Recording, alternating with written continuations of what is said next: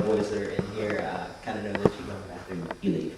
You know what I mean? Like there's not, it's a little bit different with women in men's bathrooms. There's actually rules about not talking. Yeah, there's like, you don't talk. So it's a little bit easier if you're not transitioning. If you haven't taken any hormones, like you're looking masculine, you can kind of slip in and slip out. I actually had a work situation where I came out because the first day I worked there, my female name was pronounced because I hadn't legally changed it yet. And the company, military man, I was coming out of the bathroom afterwards, and that was kind of awkward because they all had thought I was a he, you know what I mean? But then, like I said, my birth name at the time had been pronounced.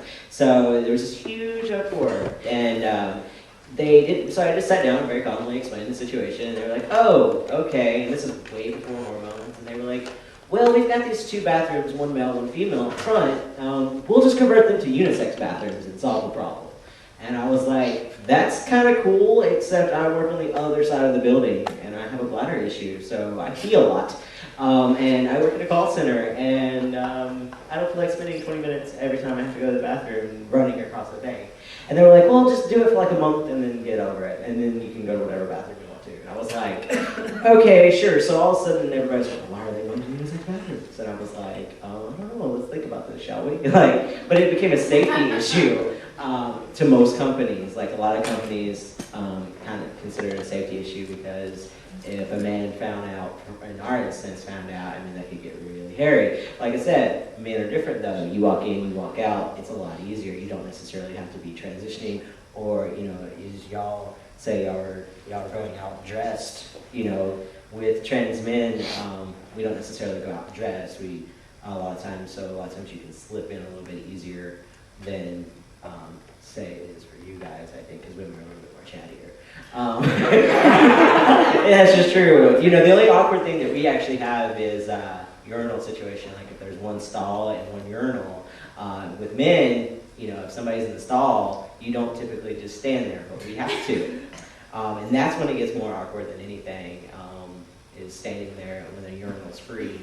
And so you just kind of have to pray to God nobody's paying attention, that you're standing there waiting for the stall, even though there's other things open for you to use the bathroom, you know, so that can get kind of awkward. Legally, there's, I believe, they mentioned the issue.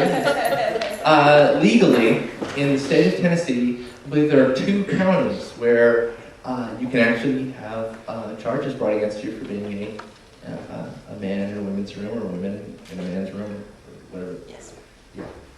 Otherwise, all they'll do is pull you out and say, stop fucking with people. And that's it. That's legally all they can do, because it's not against the law, except in 2 freaking counties. Of course, it would help if I actually remembered those counties. Probably, yeah. Yeah, it's 2 counties in a state with a lot of counties. But my guess is they're counties I'd never go to anyway. So that kind of covers that. All right, Charles, you want to go ahead? We have another one. Just kidding. For the bathroom thing, in my case, it was actually kind of easy. Like, I work at Kroger in the photo lab, and so everyone was mean to me. But the workers knew, because I was transitioning and I was on hormones and all that stuff, so I was like, okay, I'm in a really awkward moment here. That all the workers know I should go to the guys' room, but all the people shopping is saying to me I'm this and this and that, and I was like, okay. So I just went down to a gas station that had a unisex bathroom, and sometimes if that was full, I just stood in the women's line and just talked to them. And I found that really interesting. I was like, I could talk to like 5 women about that, but yet I would have to drive back to Kroger and have to listen to all my workers say sir and mister and all that. I just wanted to punch them, but I'm not violent. So can we start with this guy going down? So I had a question formed in my head earlier, and this is also fascinating. It's got like a million parts, so I'm just gonna keep it simple. But coming from the field of anthropology, you know, we're all very interested in how different people perceive their own reality, and you know, recognize that each person as an individual has a place in the world that is just the same and equal as everyone else. So coming from that, it's very fascinating to me to think about being transgender, because you not only have the perception of, one side, you also have another side, and then there's this complete middle ground that most people don't even know anything about. But can you speak on sort of, how being in this place that you are has, how that's affected your perception of the world, and has it made you more open or less open, or just, however you want to speak on that? Yeah, it's made me more open. In my case, I know there's some trans people that love being in the middle. They love the trans aspect. To me, that freaks me out because I don't want to be shot or anything.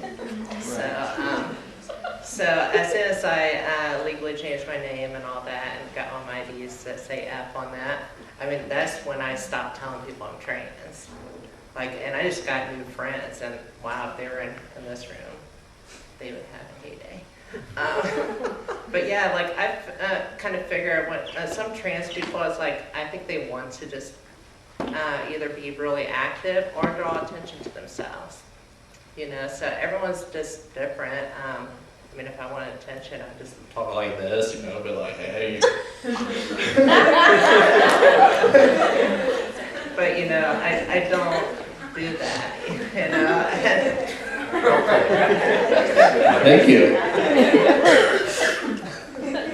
But yeah, it does open up your mind, especially when you do voice tricks and realize that you can have a conversation with yourself in 2 different genders. It's really fun. Yeah, I've done that for telemarketers. They ask for someone, and I just act like I'm the husband and all, and it's a lot of fun. And to be able to change it in mid-sentence, they're like, well, yeah, good stuff. But yeah, I would say that being trans, having that mindset for 23 years, growing up as a guy, using the guy's restroom. Yeah, I haven't used the restroom in 3-4 years now. The guy's restroom. So it is. Yeah. Well, yeah, that would be weird. Medical emergency. Yeah. But She said she hadn't used the restroom for yeah, the guy's restroom. Yeah, and then you clarified. So. Yeah. Well, somebody else might want to answer. I'm not trying to cut it You go first, because I talk a lot. So you go first. It's good. Oh, as far as the bathroom thing goes, you forgot me. How is it like at MTSU? Oh my god. Actually, I've been really, I found all the unisex bathrooms in all my buildings, and I use them. There's there's usually handicap restrooms, in JUB, and I totally use that one all the time. It's bigger than my bedroom. But yeah, I don't use a girl's restroom ever. It really weirds me out. And it's just like Aiden said, it's we don't pay attention. We just we're in or we're out, and even I think we make ourselves a lot more paranoid about it because we're oh my god, are they gonna look at us? What's going on? Are they whatever. Huh? They're looking at me, I can tell. Yeah, but it's I've talked to some of my guy friends about it, and they're if you ever come in a situation, just point them out, be why are you looking at me? What's your problem? My dick's bigger than yours anyway.